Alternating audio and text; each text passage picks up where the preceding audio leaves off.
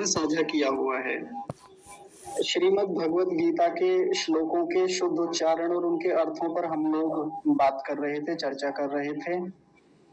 तो आज उसी श्रृंखला में 8वां श्लोक है। 7 श्लोक पूरे हो गए थे उच्चारण के लिए, और आज ये 8वां जो श्लोक है ये मैं आपको नहीं बताऊंगा, मतलब मैं इसके बारे में उच्चारण कैसे होगा नहीं समझाऊंगा।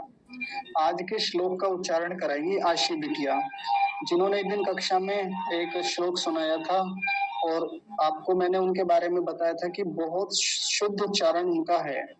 किसी भी श्लोक या मंत्र को कैसे शुद्ध किया जाए, कराया जाए, ये शैली उनको आ गई है पकड़ में। लगभग 12 साल की वो बिटिया हैं हमारी, तो आज आप उनसे सीखेंगे, वो आपको सिखाएंगी। तो उद्देश्य ये है कि हम सब लोग भी सीखें, हम सब लोग भी जाने कि कैसे किन्हीं मंत्रों का या श्लोकों का उच्चारण किया जाता है, सीखा जाता है और सिखाया जाता है। तो जब ये 12 साल की बिटिया ये सब कर सकती है, तो फिर जो कक्षा के बड़े सदस्य हैं वो भी कर सकते हैं बिल्कुल आसानी से। तो मैं बिटिया को आमंत्रित करूंगा कि वो बोलती रहेंगी, मैं यहाँ मार्क करता रहूंगा, या जो लिखने की आवश्यकता होगी मैं वो लिखता भी रहूंगा। मैं कम से कम बोलूंगा या बोलूंगा ही नहीं। तो बिटिया आप तैयार हैं सुनाने के लिए? हाँ जी, बोलिए।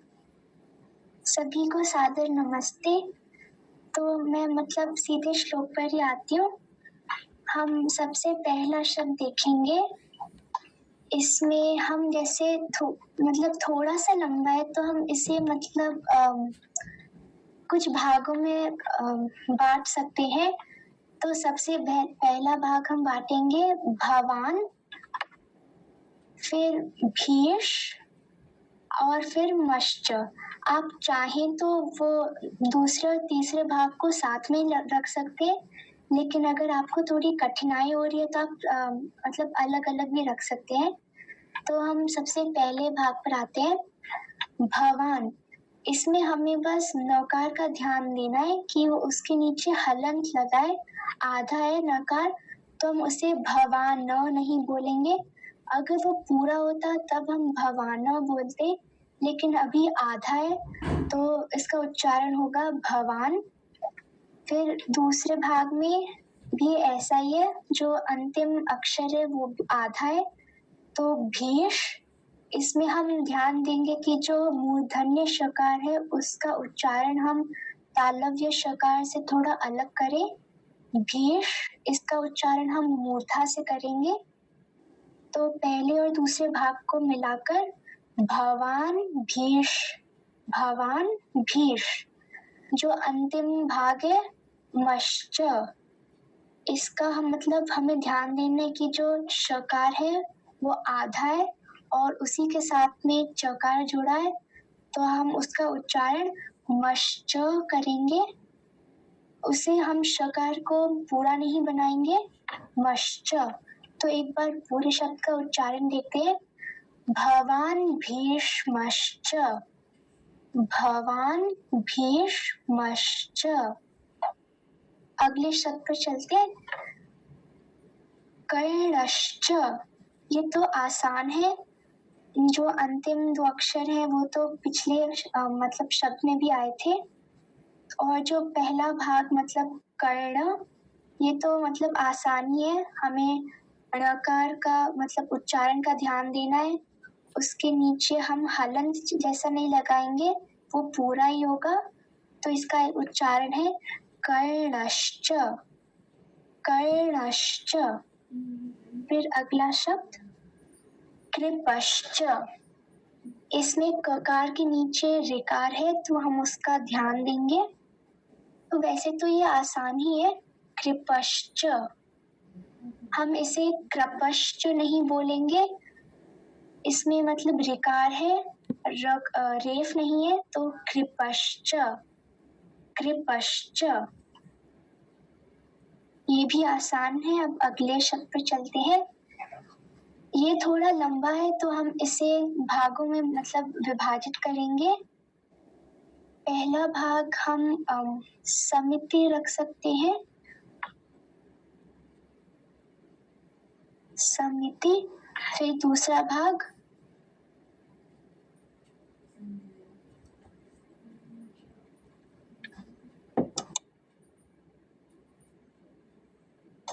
इसे हम थोड़ा अलग करेंगे, जैसे समितिंग उसके बाद जयः। तो मैं पहले भाग को पहले बताती हूँ। पहला भाग समितिंग, ये आसान है, हमें बस जो दो ह्रस्व इकार है उसका ध्यान देना है। अब इसे लंबा नहीं खींचेंगे, लंबा खींचने पर ये दीर्घ इकार बन जाएगा। तो समितिंग, फिर उसके बाद में आपको एक अक्षर दिख रहा होगा, ये है यकार। यकार ये मतलब जकार के साथ जुड़ा हुआ है, तो इसे आधा रखेंगे। समितिंग, इसे हम नकार जैसा उच्चारण नहीं करेंगे, बहुत बार बोलने में वो नकार हो जाता है। तो इसे मतलब आप ध्यान से सुनेंगे तो आपको अंतर समझ में आएगा। समितिंग, समितिंग। उसी के बाद जयः। दूसरे भाग में हमें विसर्ग का ध्यान देना है, और तो आसान है। तो एक बार पूरा शब्द, समितिञ्जयः, समितिञ्जयः। अब पहली पंक्ति तो पूरी हो गई। आपको इसमें कुछ मतलब शंका है तो आप पूछ सकते हैं।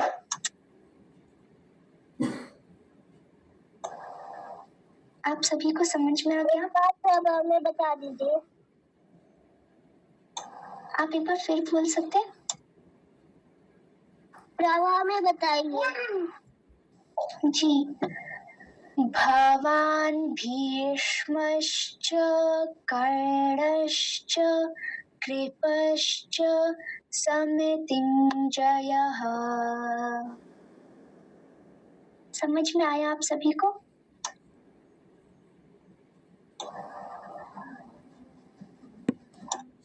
तो अगले पंक्ति पर चलते हैं।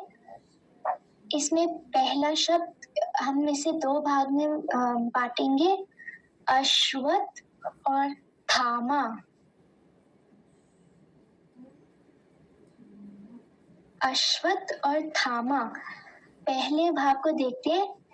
इसमें जो अकार के बाद आधा तालव्य शकार है और उसी के साथ वकार है, तो अश्व, और उसी के बाद तकार है। तकार के नीचे हलंत है, मतलब वो आधा है, तो उसे हम पूरा नहीं करेंगे।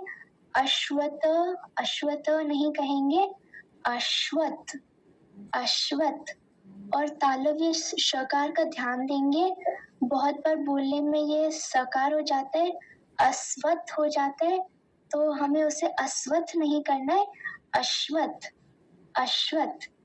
फिर दूसरा भाग थामा, ये तो आसान ही है, तो एक बार पूरा शब्द देखते हैं, अश्वत्थामा। पूरे में बोलने पर थोड़ा मतलब लास्ट अंतिम में तकार और थकार है, तो हमें उसमें अंतर करना है। अश्वत्थामा भी नहीं बोलेंगे और अश्वत्थामा भी नहीं बोलेंगे, तकार का भी हल्का सा आना चाहिए आवाज, अश्वत्थामा। तो ये तो शब्द हो गया। अब अगले शब्द पर चलते हैं, विकर्णश्च।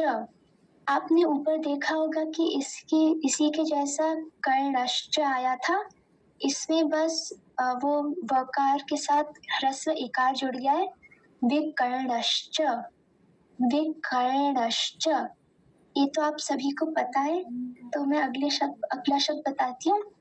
ये शब्द थोड़ा लंबा है, तो इसे हम मतलब बांटेंगे, सौम, सौम, दत्तिस, दत्तिस, फिर थैव।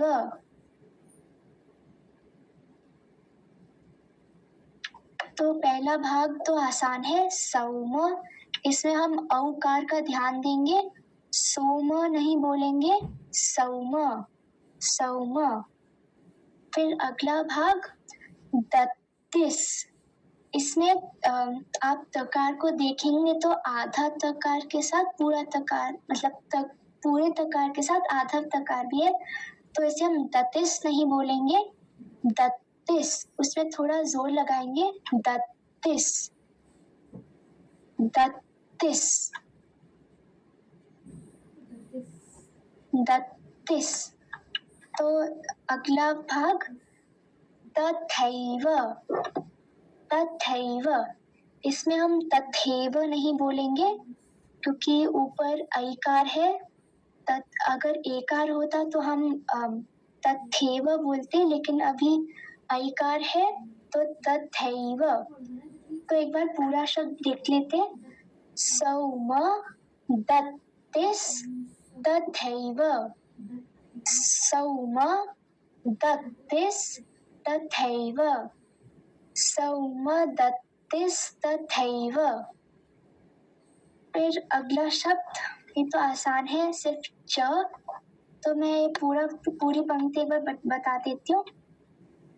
अश्वत्थ अश्वत्थामा। अश्वत्थामा विकर्णश्च। विकर्णश्च सौम दत्तिस्तथैव। सौम दत्तिस्तथैव च। एक बार प्रवाह में। अश्वत्थामा विकर्णश्च सौम दत्तिस्तथैव च। मैं एक बार पूरा बता देती हूँ। भवान् भीष्मश्च। भवान् भीष्मश्च कर्णश्च। कर्णश्च कृपश्च समितिञ्जयः। समितिञ्जयः अश्वत्थामा। अश्वत्थामा विकर्णश्च। विकर्णश्च सौम दत्तिस्तथैव। सौम दत्तिस्तथैव। सौम दत्तिस्तथैव च। एक बार प्रवाह में देख लेते। भवान् भीष्मश्च कर्णश्च कृपश्च समितिञ्जयः अश्वत्थामा विकर्णश्च सौम दत्तिस्तथैव च। आप सभी को समझ में आया? अगर नहीं आया तो कोई आपको मतलब पूछना है तो आप पूछ सकते हैं भी।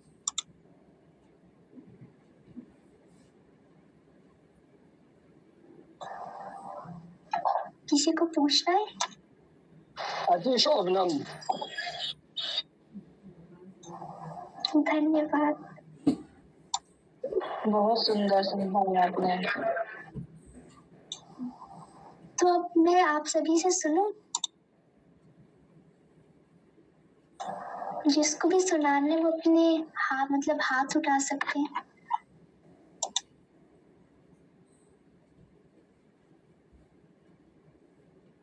जी आप सुना सकती हैं। रमा विनायक जी। हाँ जी, बहुत बढ़िया बिटिया आपने समझाया है। थोड़ा अश्वत्थ जब आपने बोला वो मुझे थोड़ा समझ नहीं आया था।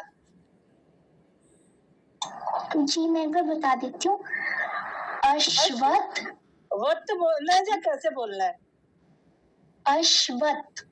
ठीक है। वो तकार आधा है तो पूरा नहीं करना। अश्वत्थ। ठीक है। इसी के साथ थामा। और सुनाएंगी? आशीष आपको बिटिया। धन्यवाद माता जी। आप सुनाएंगी? हाँ जी हाँ जी। भवान् भीष्मश्च कर्णश्च कृपश्च समितिञ्जयः अश्वत्थामा विकर्णश्च सौमदत्तिस्तथैव च। जी बहुत अच्छा। Thank you. आचार्य जी आपको कोई गलती समझ में आई? मुझे नहीं। हाँ जी मुझे पता है। हाँ इस शब्द को पूछ लीजिए माता जी से। माता जी आप एक बार ये शब्द बोल सकती है? भवान भवान भीष्मश्च। जो अंतिम में है आप वो आधा नहीं करना, पूरा करना पूरा है। बोलना है। भगवान भीष्म। भीष्मश्च च। जी जी अभी ठीक है। Thank you. जी स्मृति माता जी आप सुनाएंगी? आपने मेरा नाम लिया गुड़िया? जी जी जी, एक बार मुझे ये अक्षर दोबारा बता दीजिए। सौ म द थे।